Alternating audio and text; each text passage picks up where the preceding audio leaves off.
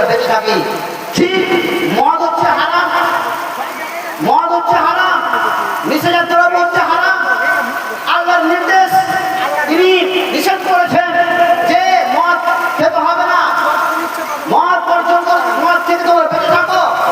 আল্লাহর নির্দেশ, আল্লাহ উপদেশ যে তোমরা এইগুলো থেকে বেঁচে থাকো, তিনি মানে নিষেধ করেছেন যে তোমরা বেঁচে থাকো। আর আমরা মুসলমানেরা হারাম জিনিস খাই, হারাম জিনিসকে আমরা মুখে চিবিয়ে চিবিয়ে আমরা দিনকে পার করে দিচ্ছি, মদে ডুবে আছি, নিশায় ডুবে আছি।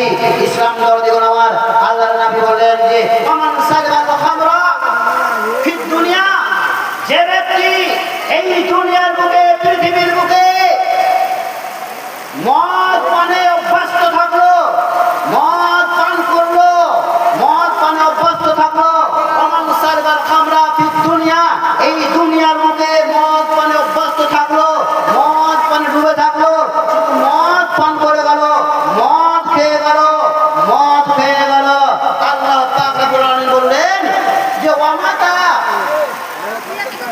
সে ব্যক্তি যদি মৃত্যুবরণ করে, বলা এতদিনহা, আর সে ব্যক্তি তওবা না করে, তওবা না করে যদি মৃত্যুবরণ করে, আল্লাহ পাক রব্বুল আলামিনের নামে বললেন ওয়া হুয়া মুজমিনুহা, সেই ব্যক্তিকে কি করানো হবে না, লাম ইয়াসরিবু, লাম ইয়াসরিবু, লাম ইয়াসরিবুহা ফিল আখিরাতে, সেই ব্যক্তিকে কিয়ামতের দিন জান্নাতের পানি পান করতে দেওয়া হবে না, জান্নাতের পানি হতে তাকে বঞ্চিত রাখবে।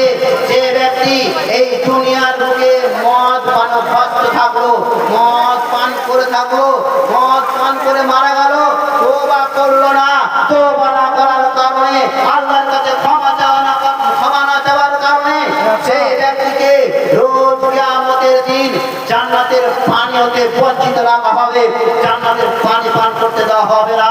ইসলাম দরদিগণ আমার, আমরা মুসলমান, আমরা কেমন জান্নাতের পানি হতে বঞ্চিত থাকবো? আমরা কিসের জন্য জান্নাতের পানি হতে বঞ্চিত থাকবো? আমরা তো হচ্ছে আশরাফুল মাখলুকাত,